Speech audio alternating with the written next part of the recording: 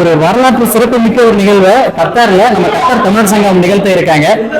இந்த கத்தார் தமிழர் சங்கத்தோட 25வது ஆண்டு வெள்ளி விழாவை முன்னிட்டு நம்ம இசைஞானி இளையராஜாவை அவரோட கச்சேரி உலகத்தில் எங்கெங்க நடந்திருந்தாலும் கத்தார்ல முதல் முறையில் நிகழ்த்த இருக்கு நம்ம கத்தார் தமிழர் சங்கம். இப்போ நம்ம கத்தார் தமிழர் சங்கத்தோட தலைவர் மற்றும் முன்னாள் தலைவர் நம்மளோட இருக்காங்க. வணக்கம் சார். வணக்கம் அக்கா. வணக்கம் ஐயா. இப்போ நம்ம கத்தார் தமிழர் சங்கம் மூலமா நீங்க வந்து இளையராஜா சாரை போய் நேர்ல மீட் பண்ணி நீங்க இன்வைட் பண்ணிருக்கீங்க. கத்தார் தமிழர் சங்கத்தோட பேரு கேட்டதும் இங்க வரங்கிறத சார் வந்து எப்படி ஒத்துட்டா அவரோட ரியாக்ஷன் என்னவா இருந்துச்சு நீங்க போய் கேட்கும் போது? நான் என்னோட எக்ஸ்பீரியன்ஸ் நான் ஷேர் பண்றேன். 8:30 மணிக்கு நான் போனேன். ஆனா 9 மணிக்கு நம்ம அப்பாயின்மெண்ட். நான் உள்ள போகும்போது சார் வந்து ரொம்ப அப்படியே அமைதியா அவருடைய ஹாலில் உட்காந்துருந்தாரு. அதை பார்க்கும்போது ஒரு தெய்வீகமான ஒரு வைப்ரேஷன் இருந்தது அங்க கிராஸ் பண்ணும்போது. ஸோ நான் நினைச்சேன் சரி அவர் ஏதோ சாப்பிட்டுட்டு இருந்தார். அப்போ நான் நினைச்சேன் சரி ஓகே நம்ம 9 o'clock 9 o'clock கூப்பிடுவோம் அப்படின்ட்டு. நான் போயிட்டு 10 minutesல அவர் வந்து கூப்பிட்டார்.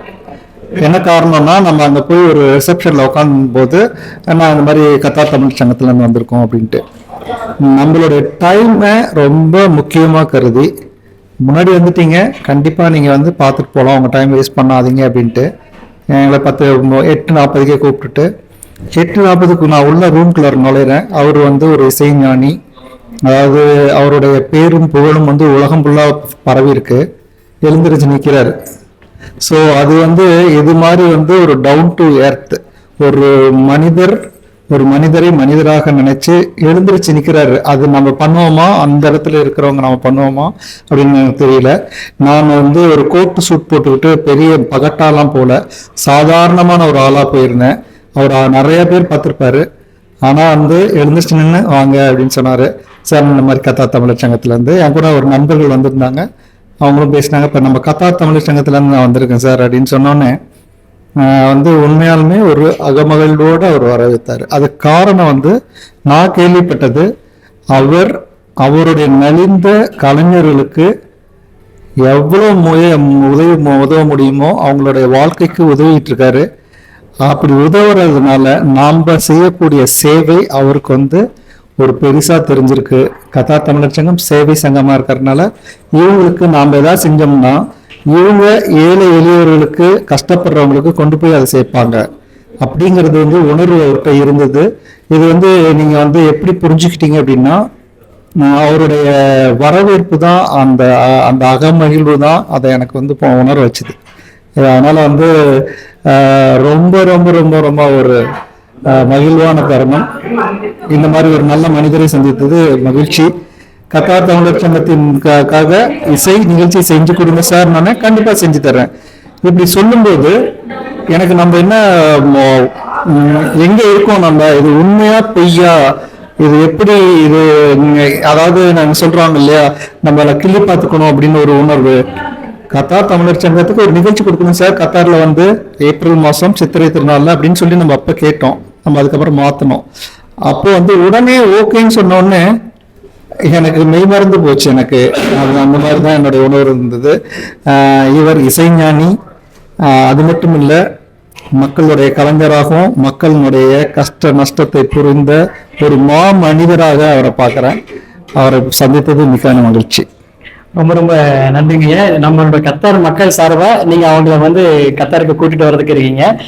ஐயா, நீங்க வந்து இத்தனை வருஷம் நீங்க வந்து கத்தார் தமிழர் சங்கம் தொடங்கின காலத்துல இருந்து நீங்க வந்து அதுல ஒரு பவுண்டரா இருந்து நீங்க இத்தனை தூரம் கொண்டு வந்திருக்கீங்க.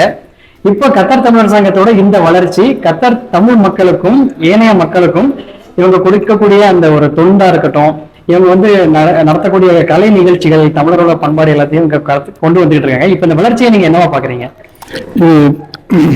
இப்போ அது வந்து வேற ஒரு பரிமாணம். அதாவது இதுக்கு முன்னாடி இருந்ததை விட இப்போ வந்து கடந்த குறைய வருஷங்களாக இப்பவும் கத்தார் தமிழர் சங்கம் ஒரு புதிய பரிமாணத்தில் போயிருக்கிறது.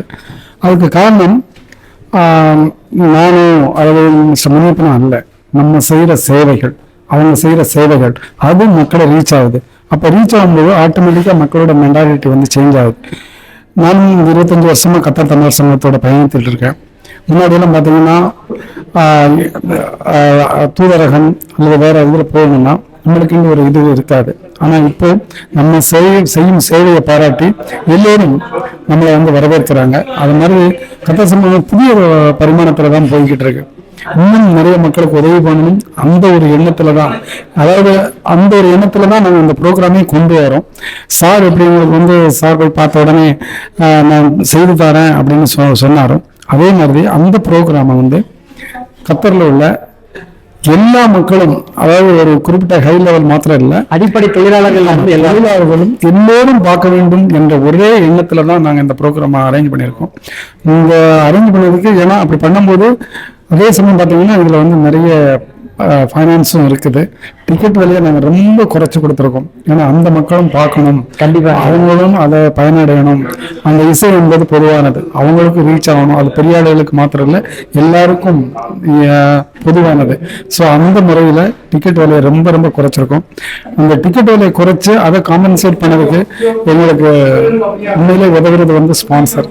கண்டிப்பாக அந்த ஸ்பான்சரோட எல்லோருடைய ஒத்துழைப்பும், அதனால தான் எங்களால் இந்த ப்ரோக்ராம் வந்து இவ்வளவு தூரம் சக்ஸஸாக கொண்டு வர முடியுது.